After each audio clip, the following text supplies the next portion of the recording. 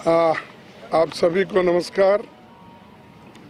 यहाँ आने का मकसद ये है कि जो 9 बैंकों के यूनियन एक होकर जो सारे देश में हड़ताल पे जा रहे हैं, स्ट्राइक कर रहे हैं। 2 दिन वो 15 और 16 तारीख उनकी हड़ताल है और उसमें कम से कम 13 लाख एम्प्लॉयज़ इन्वॉल्व है।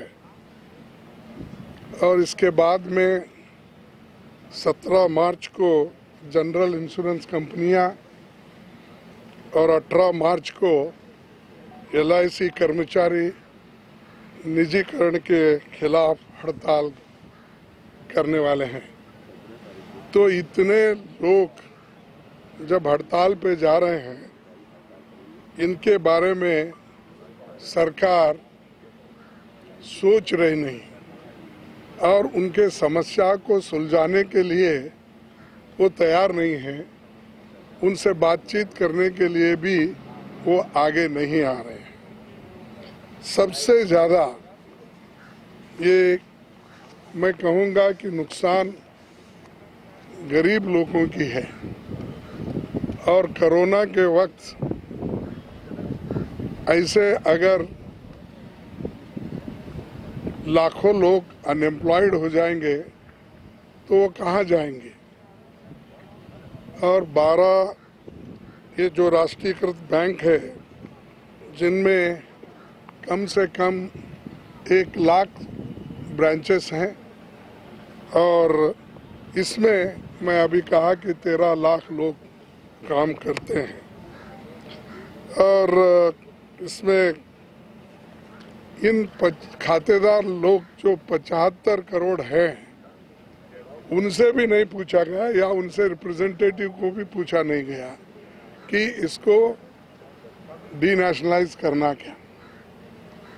तो ये जो सरकार की एक तरफा नीति है और जिससे लोग परेशान हैं।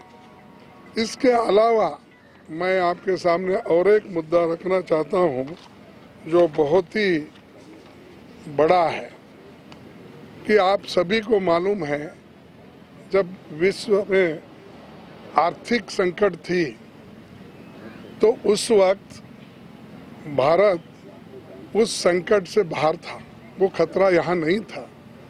इसलिए नहीं था कि हमारे जो नेशनलाइज्ड बैंक थे वो अच्छे काम कर रहे थे और जिस नीयत से इंदिरा गांधी जी ने बैंक को नेशनलाइज करा था और गरीब से गरीब आदमी भी बैंक में जाकर लोन ले, जिसमें सिर्फ अमीर लोग ही पैर रख सकते थे, लेकिन इंदिरा गांधी जी ने एक ही दम 14 बैंकों का उन्होंने, आप सभी को मालूम है, टॉप 14 बैंक्स आर नेशनलाइज्ड उस वक्त।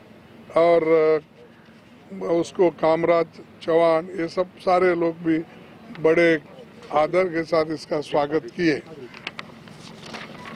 ये है आपको मालूम।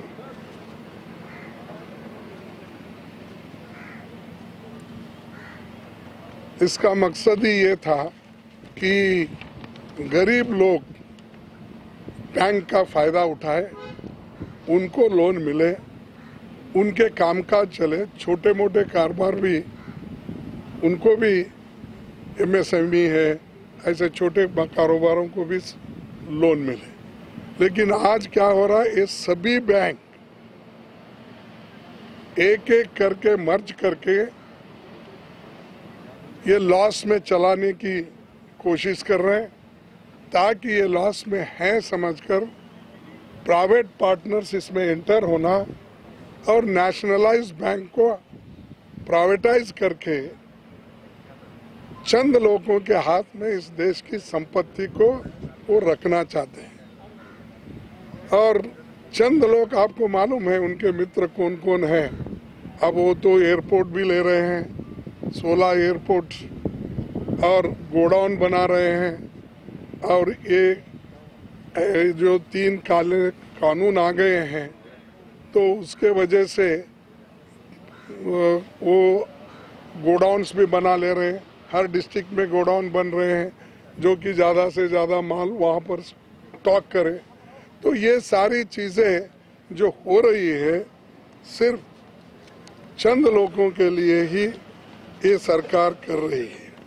और हमारी मंशा और हमारी सरकार हमेशा जनहित में काम करते आई है।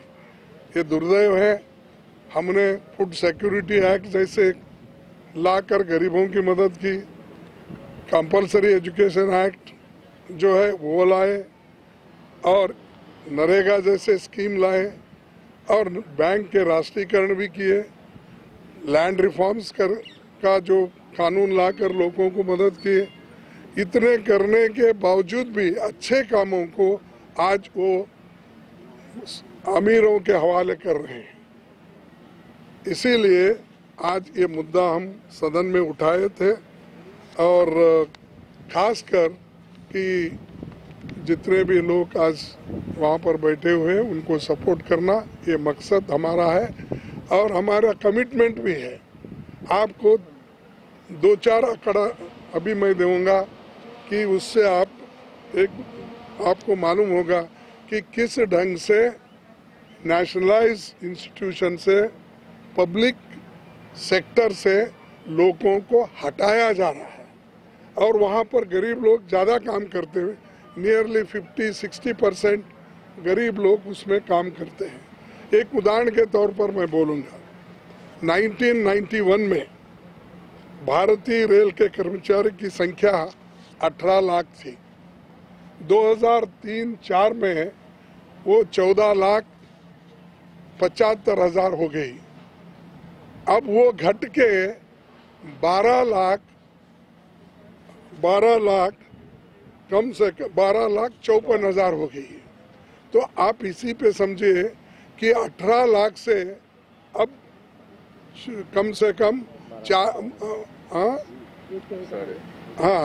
तो कम से कम 12,54,000 बोले तो अब नियरली 6 लाख घट गए। तो कहने का मकसद ये है कि एश्योर्ड जॉब्स जो गरीबों के पास है, जिनको रोजी रोटी मिलती थी और सारे सहूलतें मिलते थे, वो छीन ले रहे हैं। ऐसा ये तो एक रेलवे का हो गया, ऐसा ही बैंक का है। 13 लाख लोगों में से कम बहुत गरीब SC ST के लोग भी उसमें रिजर्वेशन में आते हैं, इसमें रिजर्वेशन में आते हैं, इंश्योरेंस कंपनीज में आते हैं। तो ये बहुत बड़ा धोखा ये SC STों के साथ भी खेला जा रहा है, OBC के साथ खेला जा रहा है, ST के साथ खेला जा रहा है। तो इस समस्या को हम उठाएं और हम ये चाहते थे कि फाइनेंस मिनिस्टर इसको रिप्लाई दे। वो रिप्लाई देने के तो थोड़े मूड में थे, फिर बाद में क्या हुआ मुझे समझ में नहीं आया, वो बदल गए।